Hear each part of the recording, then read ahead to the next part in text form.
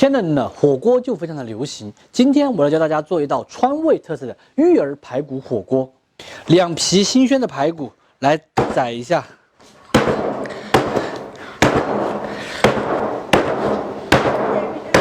冷水下锅，先焯水，配上了姜葱、花雕酒，打去浮沫，再煮3分钟，捞出来冲洗干净。吃火锅必备的名扬火锅底料，差不多切个150克的样子。咱们今天做的是火锅类型的川菜嘛，所以用不了1包。吃火锅嘛，一定少不了一款好的火锅底料。今天我用的这一款是名扬的手工全能型高端火锅底料。吃火锅你来上1包，加水烧开就可以涮各种各样的菜了。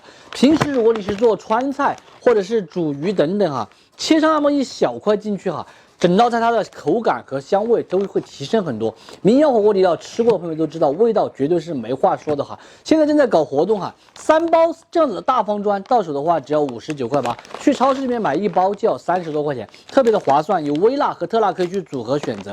喜欢我同款高端火锅底料的朋友，点视频下方链接去购买就可以了。少许的菜籽油，下锅。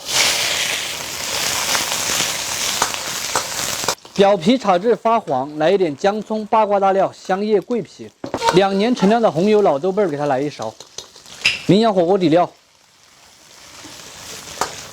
烹一点花雕酒，加水、胡椒粉、生抽酱油、白糖，烧开过后转小火，盖上盖子，先煮40分钟。趁这个时候，我们来挖一点育儿回去这个育儿。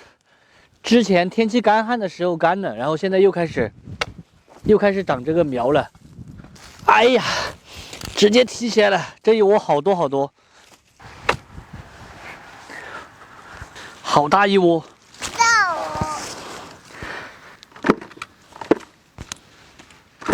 育儿去皮洗净后，切成滚刀块，大小咱们尽量给它切均匀一点，才能保证成熟一致。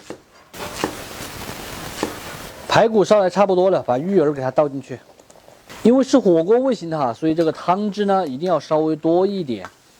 吃完育儿和排骨，还可以煮其他的菜。再来一点鸡精，继续盖上盖子烧15分钟。育儿的时间已经烧够了，揭开盖子，关火出锅就行。淋一点火锅香油、建华花椒油，满满的一大锅吃起来就是巴适。最后撒一点葱节和香菜，开吃。这样做出的育儿溜溜趴的，吃起来是又粉又糯。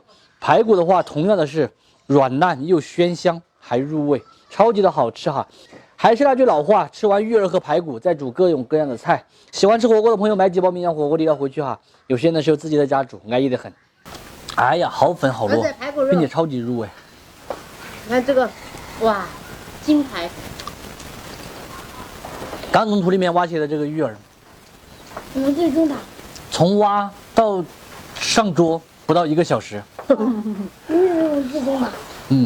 从天亮煮到天黑。现在这个天，你6点钟的时候天是亮的，6点20立马就黑了。好好吃快吃我的原因。